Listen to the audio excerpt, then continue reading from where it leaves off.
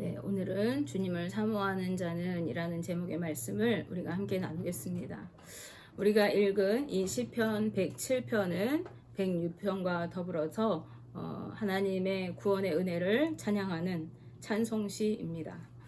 저자가 누구인지 우리가 알 수는 없지만 많은 신학자들이 이 시의 저작 시기가 바벨론 포로 귀환 이후에 쓰여졌을 것으로 보고 있습니다.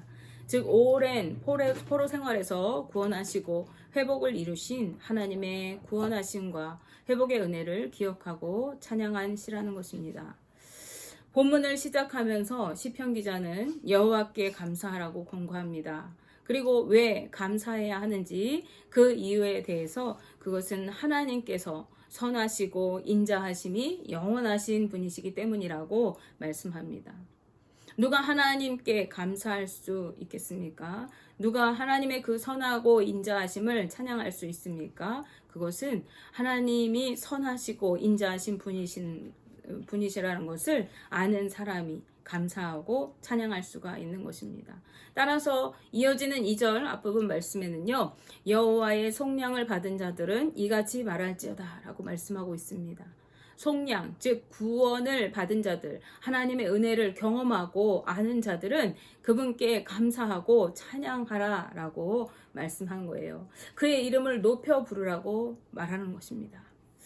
감사하다라고 번역된 단어는요, 감사하다라는 뜻 이외에도 찬양하다 혹은 고백하다라는 의미가 함께 담겨져 있다고 합니다. 이 같은 해석을 통해서 시편 기자의 이 권고의 말씀을 우리가 정리해 보면요, 여호와 하나님의 구원을 받고 그분이 얼마나 선하고 인자하신 분인지 아는 너희들아, 여호와께 감사하고 찬양하여라.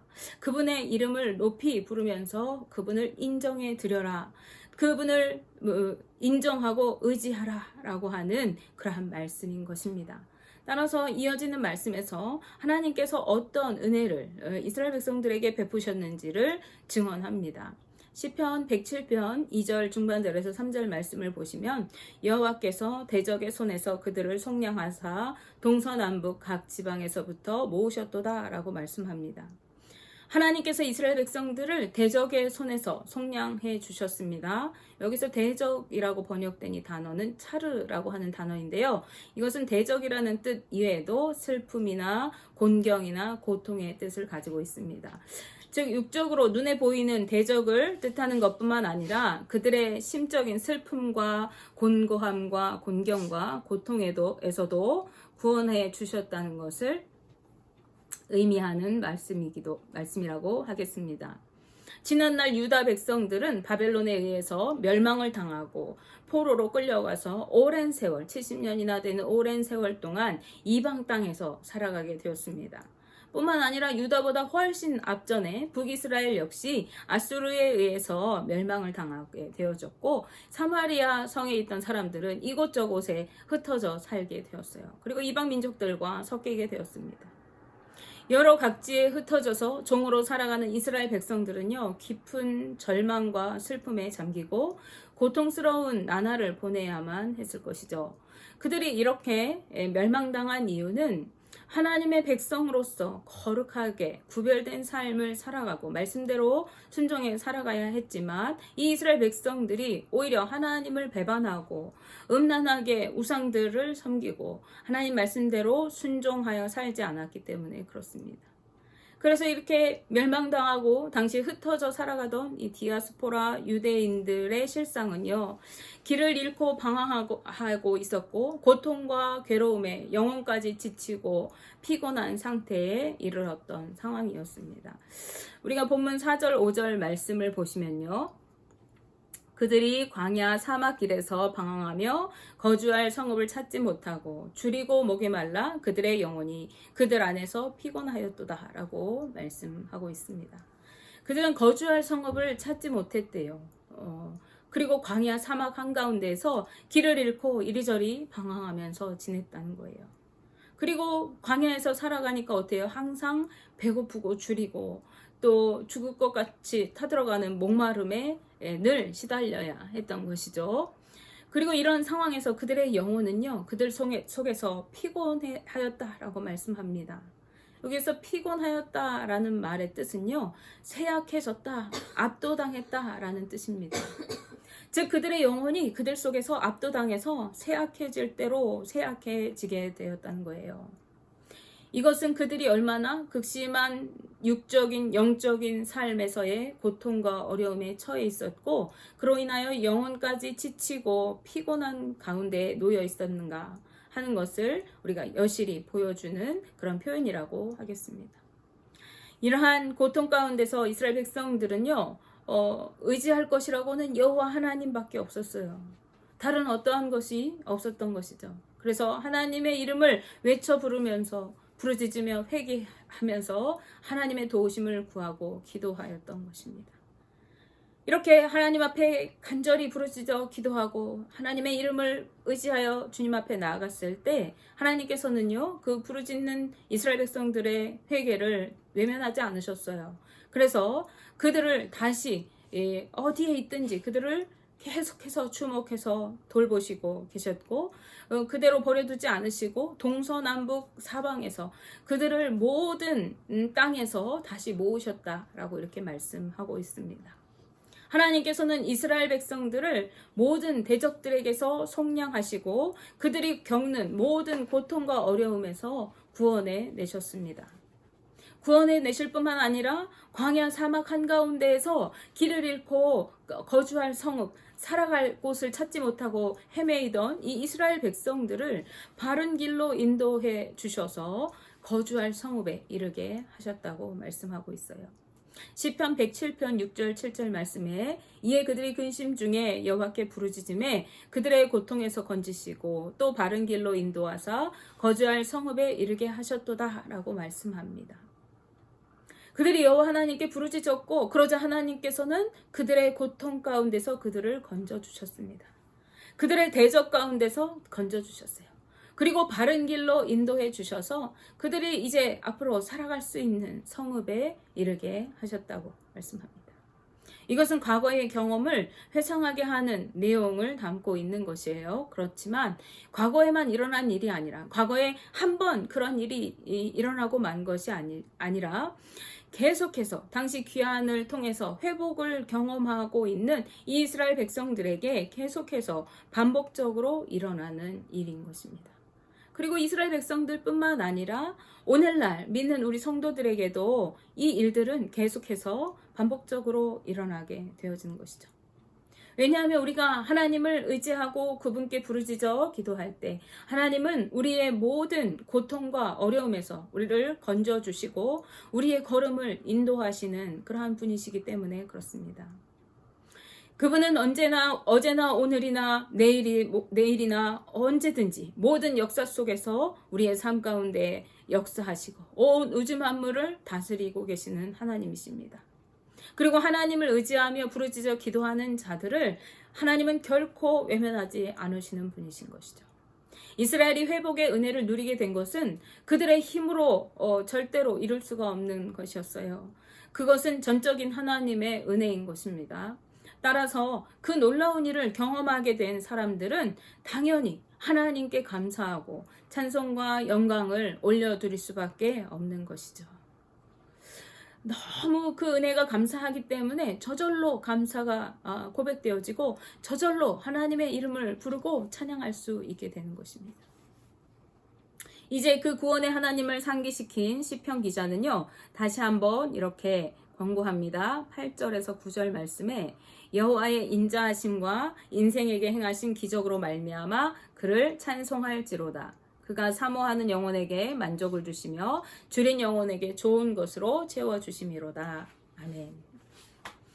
여호와 하나님의 인자하심과 인생들에게 행하신 놀라운 일들을 인하여 그분을 찬송하라고 말씀하고 있어요. 그분은 주님을 사모하는 이들의 영혼을 만족하게 해주시고 줄인 영혼에게 좋은 것으로 채워주시는 분이시기 때문이라는 것입니다. 여기서 사모한다 라고 하는 말은요, 갈망한다 라는 말입니다. 즉 간절히 원하고 찾는다 라는 거예요. 우리가 여호와 하나님을 간절히 찾고 구할 때 그분은 우리의 영혼에 만족함을 주시고 줄인 영혼에게 좋은 것으로 채워주시는 분이라고 말씀하는 거예요. 그런데 우리가 하나님의 은혜와 사랑을 누리며 살지 못할 때가 많이 있습니다. 우리가 하나님이 계신가 의심할 정도로 내 삶에 어떠한 일도 일어나지 않는 것 같은 때가 있어요. 그것은 왜 그렇습니까? 우리가 주님을 사모하지 않기 때문에 그래요. 우리는 하나님을 찾지도 하나님께 부르짖어 기도하지도 않을 때가 많습니다. 입술로는 믿는다고 하면서 그분을 믿고 의지하지 못합니다. 우리가 그렇게 주님을 믿고 의지하지 못할 때 그런 상태로 우리가 신앙생활하면 어떻게 되겠어요? 우리의 예배는 형식적인 예배가 됩니다. 때 맞춰서 주일이면 성전에 나오긴 하죠. 그렇지만 몸만 앉아있는 경우가 많이 있어요. 하나님 앞에 전심으로 찬양하고 감사하지 못합니다. 예배 시간에 예배는 드린다고 앉아있는데 딴 생각하고 있는 거예요.